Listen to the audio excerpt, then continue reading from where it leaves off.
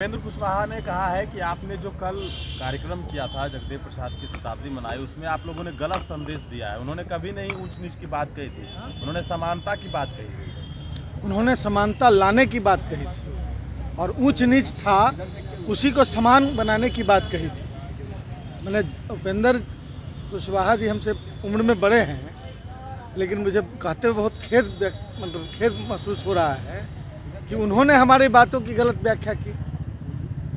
हम भी तो बराबरी की बात कर रहे हैं, वो भी बराबरी की बात कर रहे थे, लेकिन सिर्फ बात नहीं कर रहे थे, गैर बराबरी थी उसको बराबर करने की बात कर रहे थे। और वही गैर बराबरी आज फिर तैयार हो गई है, तो उसको बराबर करने की बात आज भी हो रही है। तो इसका जो विश्लेषण है वो अलग अलग तरीके से अपने बचने के लिए लोग विश्लेषण कर रहे हैं, लेकिन सच बात यह है कि जगदेव बाबू जी ने कहा था उस बातों को मैं बोल रहा हूँ। हमारी पार्टी बोल रही है, हमारी पार्टी उस स्टैंड पर है। सवाल ये बारी है कुशवाहा को सत्ता मिलनी चाहिए। नहीं, ये बारी है कि टिकट कटाना है लाइन में लग के। सोशल कंट्रीब्यूशन, आपका पॉलिटिकल स्किल, आपने क्या इतने दिनों में लोगों के लिए किया, आपने लोगों को क्या दिशा दी, ये सिर्फ जाति आधारित नहीं हो सकता। लेकिन यदि जाति आधारित राजनीति ही वो करते रहे हैं तो उसमें भी सकारात्मक राजनीति का एक योगदान होता है। अब पैर में चक्का लगा हुआ है, यहाँ टेंट गाड़ रहे हैं, उस दूसरे पार्टी में तीसरी पार्टी में घर तो कहीं बनाया ही नहीं, तो फिर हिस्सा किस बात का खोज रहे हैं भाई? यही बात तो मैंने कही है।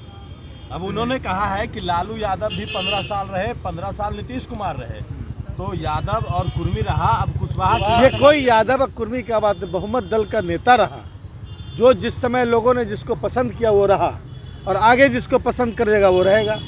ये तो डेमोक्रेसी है, इस जाति का भांज थोड़े लगा हुआ है कि एक ये हुआ तो फिर 150 जातियां हैं।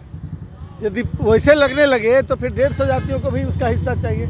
अब इस तरह की बात बोलकर डेमोक्रेसी की मूल भावना को आहत करने की कोशिश कर रहे हैं ये लोग। और सच बात यही है कि डेमोक्रेसी में अर्थमेटिक्स होता है और हर व्यक्ति जातीय आधार पर गोलबंद नहीं होता।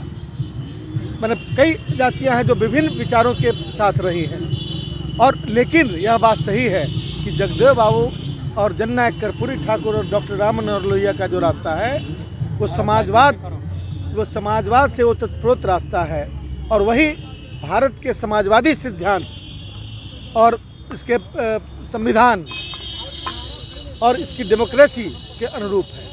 एक सवाल ये भी है कि जननायक कर्पूरी ठाकुर भी इस बिहार के मुख्यमंत्री थे और वो बिहार के सबसे बड़े नेताओं में थे।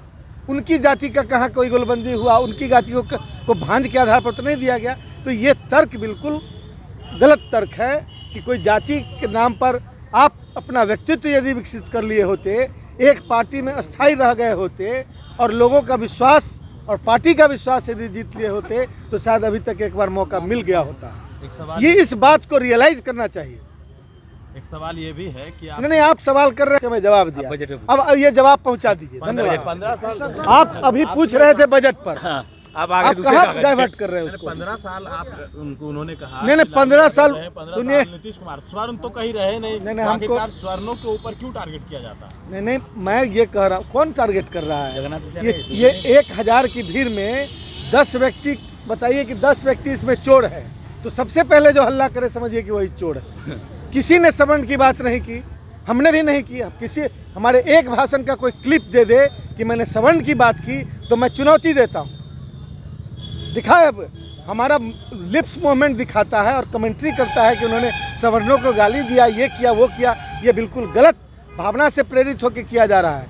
मैं उसकी भर्त्सना करता हूँ। मैंने किसी जाति, वर्ण और व्यक्ति की बात नहीं की थी।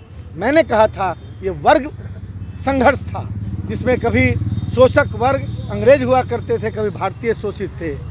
आज़ादी के बाद शोषक वर्ग भारतीयों में पैदा हुआ, शोषित बाकी बचे हुए भारतीय थे। ये वर्ग संघर्ष का मामला था, इसलिए हमने उसकी बात कही। और इसको गलत ढंग से इंटरप्रिटेशन करके और कुछ लोग ये सोचे कि इसका लाभ उठा लें, लेकिन अब उल्टा पड़ने लगा। जब समाज के छूटे हुए लोग गोलबंद होने लगे, तो फिर उसके बाद मीडिया से लेकर तमाम अपने चुने हुए मीडिया को कि मुंह बंद करवा दें कि मत आलोक मेहता के बयान को छापो। और जहाँ पर कोई तथ्य नहीं है, उपेंद्र कुशवाहा जी तो आए गए। इसमें कौन नई घटना है जो आप लंबी लंबी कहानी बना रहे हैं?